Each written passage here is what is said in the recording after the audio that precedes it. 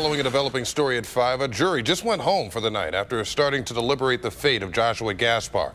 That's the man charged in the death of an Ohio State trooper. Now, police say that Gaspar hit Trooper Kenneth Velez on I-90 last year, and Cleveland's official breaking news chopper was there after the crash as Gaspar performed a field sobriety test on the side of the interstate.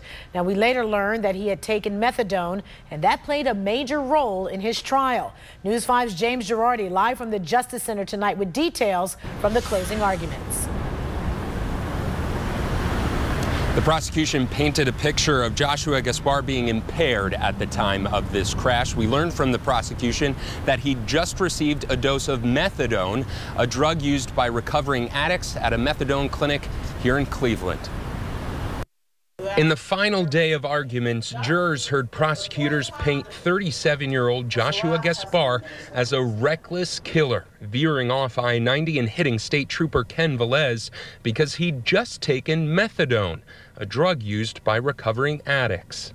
Everybody else that saw this traffic enforcement, whether they were confused or not as to who or what Velez was flagging, did what? They controlled their vehicles. They stopped safely. Who didn't? The person whose attention by this set of evidence was obviously somewhere else.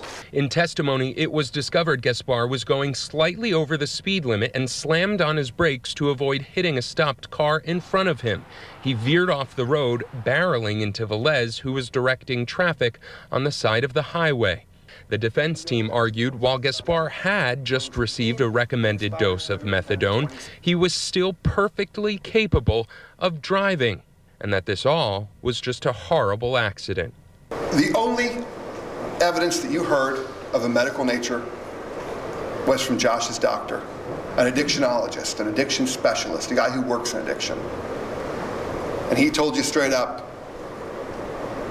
wouldn't cause impairment. Josh isn't impaired. So that whole impairment thing is a red herring. This case has been going on for 2 weeks. Gaspar never once during that time took to the stand. Reporting live downtown for News 5, I'm James Girardi.